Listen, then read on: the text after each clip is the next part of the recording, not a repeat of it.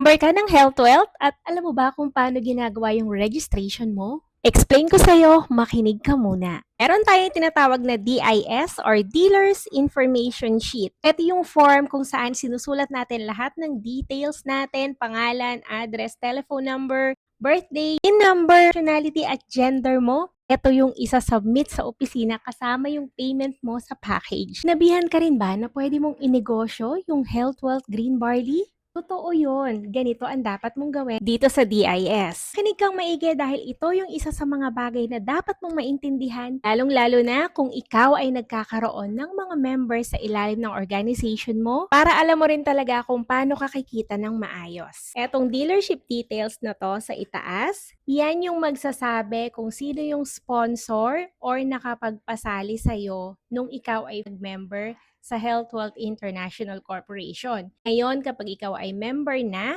at meron kang napasaling bagong distributor or bagong member, pangalan mo dapat yung nakalagay dito sa dealership details.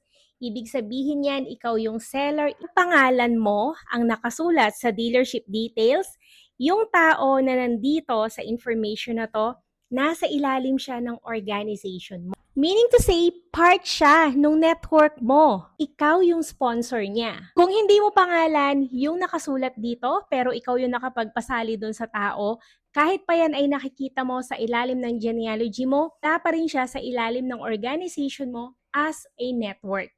Gets ba? Kung hindi mo naintindihan, pwede mong i-comment dito ha para gagawa ako ng panibagong video tungkol sa tanong mo. Punta naman tayo dito sa name of sales group dealer. Yung part na to, susulatan mo to ng pangalan ng tao kung kanino mo idurugtong yung tao na nakalagay yung information dito. Let me give you an example. Ito yung ating genealogy at meron tayong side A at side B.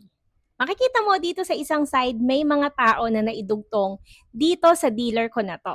Ngayon, kung yung bago kong napamember ay gusto kong ilagay dun sa side A or side B nung dealer na pinakita ko sa'yo kanina, sulat ko dito yung pangalan ng dealer ko na yon, tapos yung kanyang first purchase number dito, at ilalagyan ko ng check either yung A or yung B para masabi ko dun sa system na itong si ganitong distributor ko na bago ay idugtong mo dito sa pangalan ng dealer ko na to sa side A niya or sa side B niya. I hope na gets mo. Relax. Kung bago ka lang at medyo nahilo ka dun sa mga pinagsasabi ko, huwag kang mag-alala. Pwede kang mag-comment dito para mag-follow up questions at sasagutin ko yung tanong mo. Kung isa ka na sa mga distributor ng Health Wealth at nakita mo itong video ko na to, tapos gusto mo siyang i-forward sa downline mo or sa gusto mong ipa-member, please feel free.